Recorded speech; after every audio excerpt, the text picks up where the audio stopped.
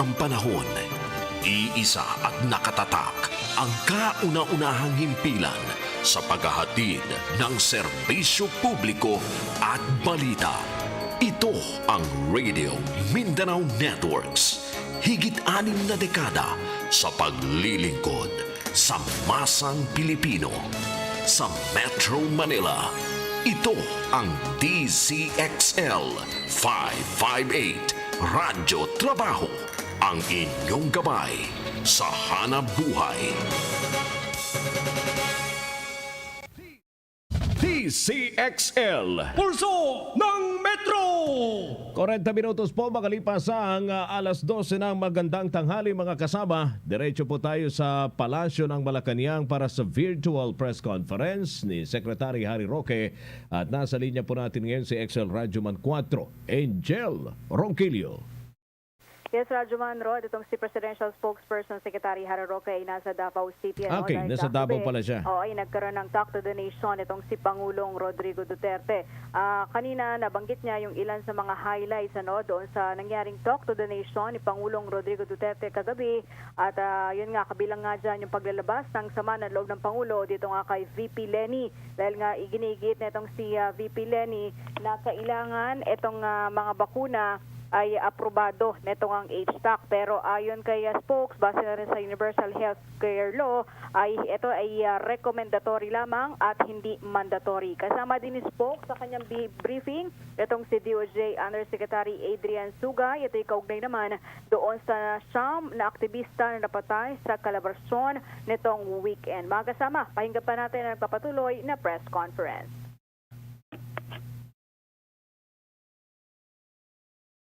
Aid from the US be enough to convince the President to keep the VFA?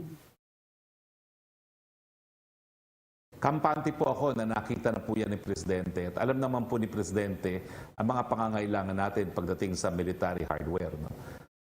Pero ang desisyon kung talagang mananatili ang VFA ay desisyon na tanging Pangulo lang po ang po pwedeng gumawa. Napakabigat po kasi nung katumbas ng pagbibigay ng military hardware pagdating sa seguridad ng ating mga kababayan at ng ating bayan. Sabi nga po ng Presidente, ang pananatili ng mga Amerikano at ang kanilang mga equipment sa Pilipinas ay dahilan para maging target tayo pag nagkaroon po ng barilan sa panig ng China at ng Amerika. Kaya nga po tinitimbang niya mabuti kung sapat ba yung mga military hardware na yan dun sa ibubuwis natin pagdating sa mga buhay ng ating mga mamamayang Pilipino. Hayaan po nating makinig muna ang Presidente sa Pulso ng Bayan at hayaan po natin siyang gumawa ng tamang desisyon. Dahil kaya naman po natin siyang hinalal bilang Presidente ay dahil nagtitiwala rin tayo na tama ang kanyang magiging desisyon pagdating po sa mga issue ng foreign policy na siya lang po talaga ang sole architect. Opo, ang last question ni Laila, when can we expect a decision from the President on this issue? In due course po, wag natin i-pressure ang Presidente. Okay, thank you, Secretary. Ang tanong po, susunod na magtatanong si Joseph Morong ng GMA News. Sir, how are you? Joseph. Good afternoon, at Rocky. Good. Secretary Roque, can you hear me now? Yes, I can hear you. Sir? Sir? Okay, I can hear you. Go ahead. Go ahead. Okay, very good. Sir, yun munang sa Okta, no? Now, yung latest data nila, according to Professor David, is that yung surge is increasing faster than they thought, such that yung figures that they have is that if the reproduction rate reaches 1.6, we can have 3,000 new cases in NCR by March 31st. And kung pumalo yan ng 1.8, we can have 4,000 to 3,000 cases, or 4,000 to 5,000 cases by March 31st. Do you think that we have a problem in our hands?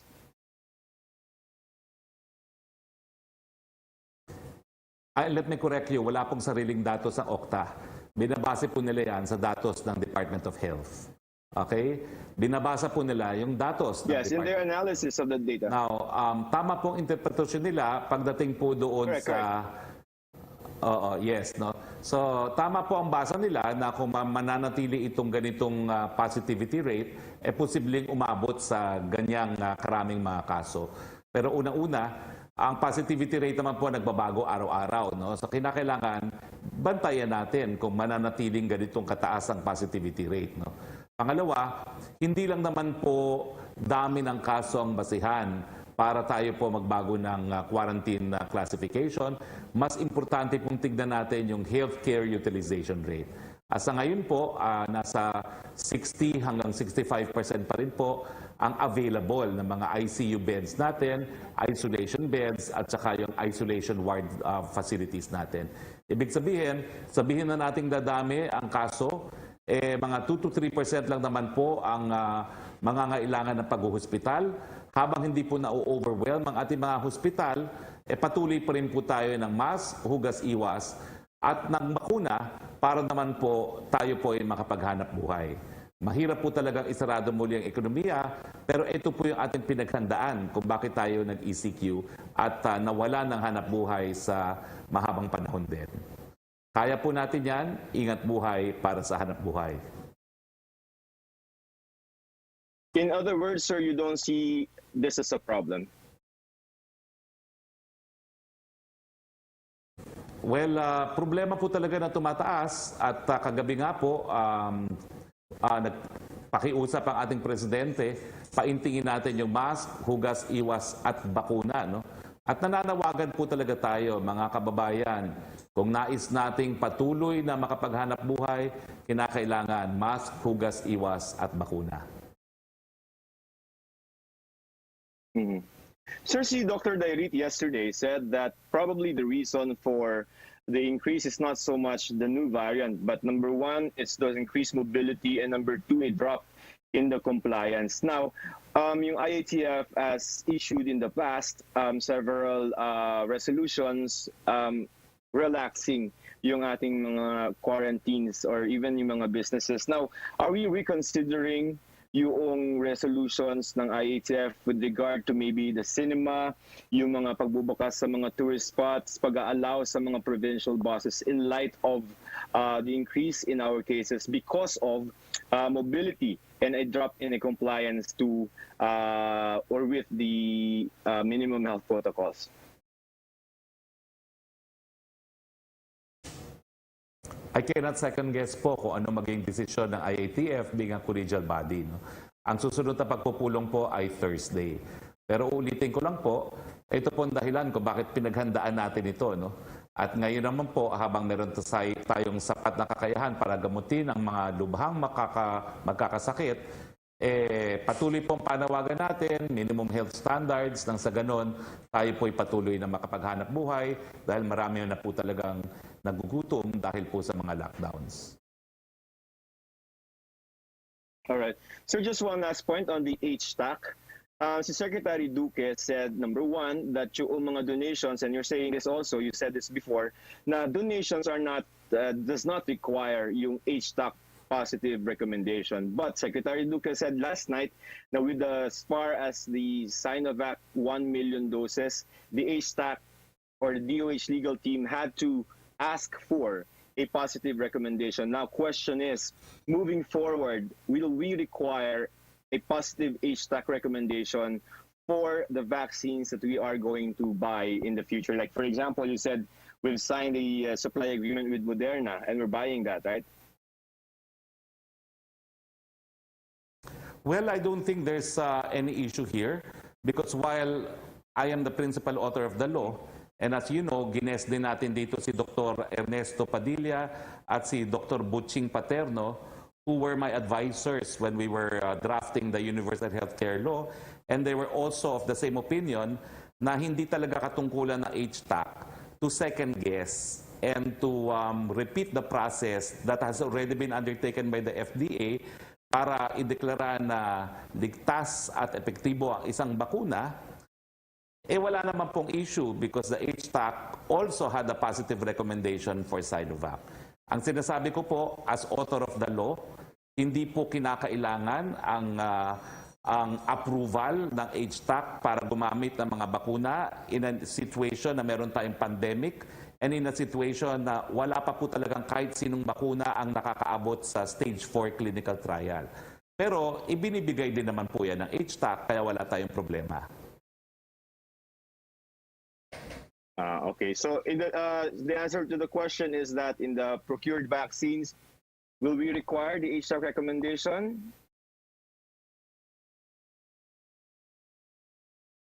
It's recommendatory. That's what the law says. We will get whatever vaccine we can get. We will use it, whether or not there is a recommendation from the HTAC, because we have an emergency situation. All right, sir. Thank you. That's clear. Thank you very much for your time, sir. Okay, Secretary Roque, question from Maraming salamat po. Chris Jose of Remate Online. Ang tanong po niya ay katulad din ang tanong ni Lanes Capanti at ni Tina Mendez ng Philippine Star. Comment lang po sa sinabi ni Vice President Leni Robredo na massacre daw ang nangyari sa Calabarzon raids at hinihikayat ang publiko na huwag matakot sa tinawag niyang murderous regime. Tanong naman po ni Lanes Capanti, would that be an accurate description po? Unang-una, kung personal na nakita ni Vice President yung pangyayari, abay magbigay siya ng ebidensya. Kasi ang pananalita niya parang nakita ng dalawa niyang mata kung ano nangyari doon sa mga patayan na yon. No? Pag hindi siya nagbigay ng ebidensya, kasalanan din po yan. Baka siyang makasuhan. No? So kung talagang siya ay eyewitness, sige po, ibigay niya ang ebidensya. Pero kung hindi niya nakita ang pangyayari, gaya ng Presidente at gaya ng Sambayan ng Pilipino, mag-antay ng resulta ng investigasyon. Dahil, naku, abogado pa naman po tayo pare-pareho. No?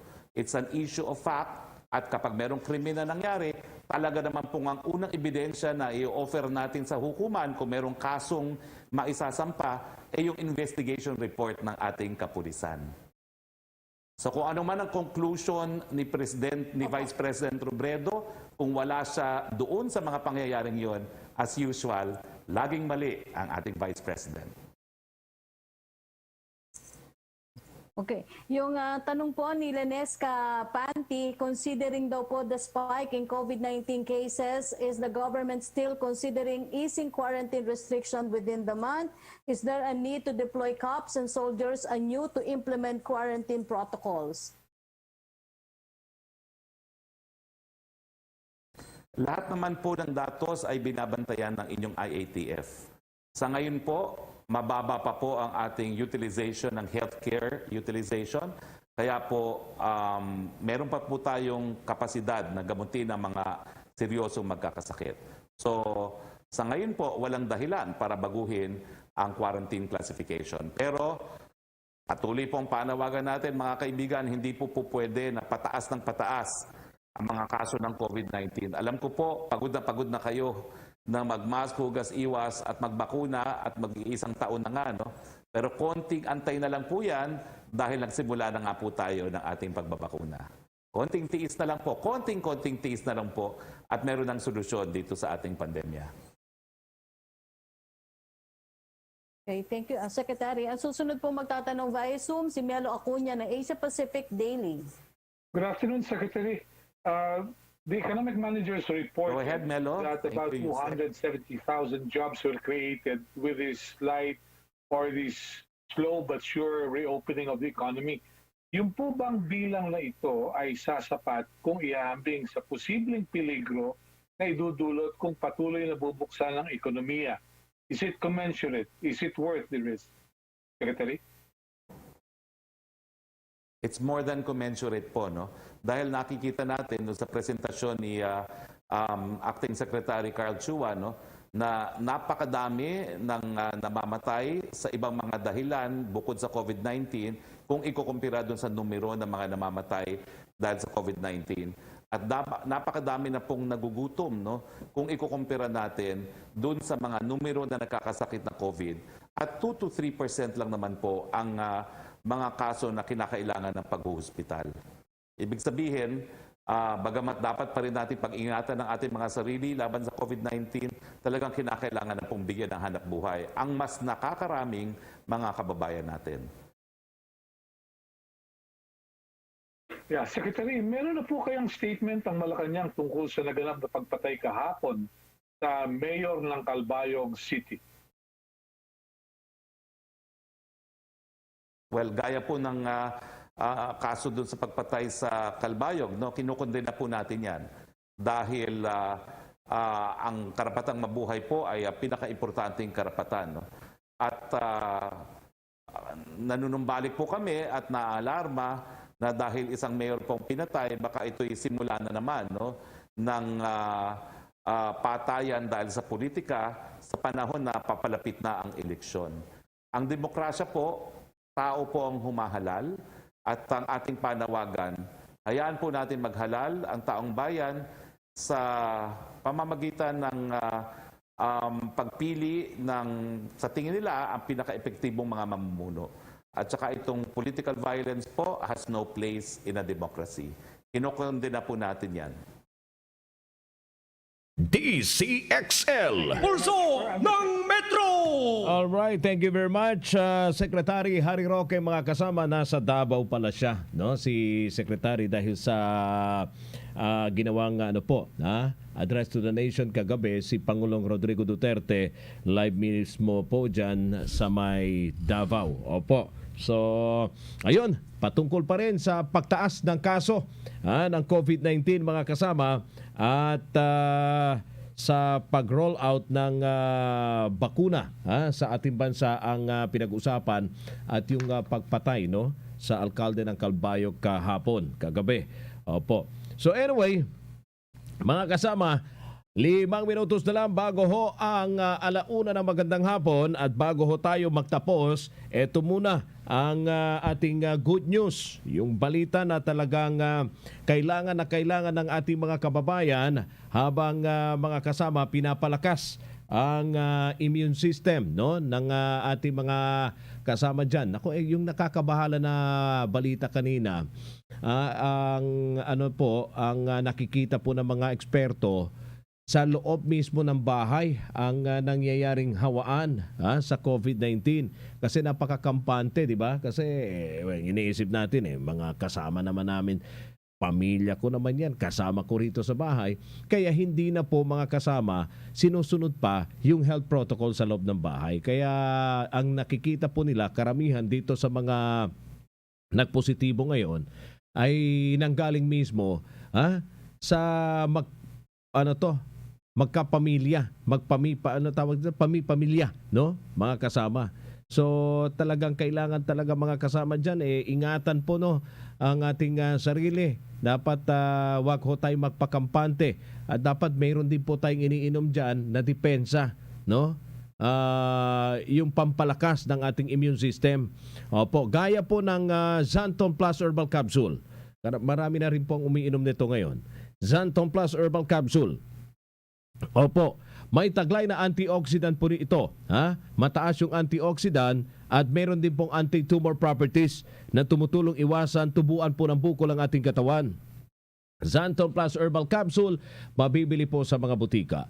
At ngayon, available na po sa South Star Drugstore, at available na rin sa The Generics Pharmacy ang Xanton Plus Herbal Capsule. Hanapin lamang yung may tatak na Doc Samaritan sa pagbili. Sabayan din ang pag-inom ng Mighty C, ang alkaline na vitamin C. Magandang kombinasyon at epektibo, kaya bumili ng Mighty C at Xanton Plus Herbal Capsule. Para po sa inyong reservation, tanong at order, pwede ho kayong tumawag o mag-text sa 0927-499-1276, 0927-499-1276, at hanapin si Pareng Ray Albesa o pumunta ng personal para bumili, mga kasama, dito sa 4th floor ng Guadalupe Commercial Complex, at sa Makati, tapat lang po kami ng MRT Guadalupe. Ngayon naman, mga kasama, para sa kape, abay, kung ang hanap nyo po ang kape na natural at makakatulong sa ating kalusugan, subukan nyo na po ito. Nature Soya Coffee. Ang dami na ring umiinom nito. Kasama na po ako dyan. Nature Soya Coffee yung kape ko. Napatunayan na po pwedeng uminom pati yung mga bata, mga kasama, at syempre yung mga matatanda. Makakatulong din ito sa mga may nervous problem dyan. May iiwasan ang iba't ibang uri ng sakit tulad ng cancer, bukol cyst, at iba pa. Dahil ang Nature Soya Coffee may taglay na isoflavones katulad ng genistein at dienzyme na lumalaban sa lumang uri ng karamdaman. Nature Soya Coffee ang kape na natural at gagabay sa inyong kalusugan at mabibili sa mga botika. Ngayon naman mga kasama, food supplement ba na epektibong hinahanap mo para sa diabetes, hypertension, marumi ang dugo na nagdudulot ng iba't ibang mga sakit? Abay, nandito na ang solusyon. Xanthon Plus Gold. Ang Xanthon Plus Gold, mas pinabisa, mas pinahusay, mas pinagaling. Dahil ito po ay extracted mula sa ampalaya, mangustin, malunggay, garlic at spirulina. Kaya para sa po sa inyong reservation, tanong at order, po pwede ho kayo mag-text sa Dzxl Xanthon Plus Gold Hotline 0927-499-1276. 0927-499-1276 mga kasama, at hanapin si Paring Ray Albesa. Na bueno, alauna na po ng magandang hapon at susunod na ang programang Tinig ng Pag-asa. Ang inyong lingkod, Radyoman Rod Marcelino. Buenas tardes, Pilipinas. Pulso ng Metro.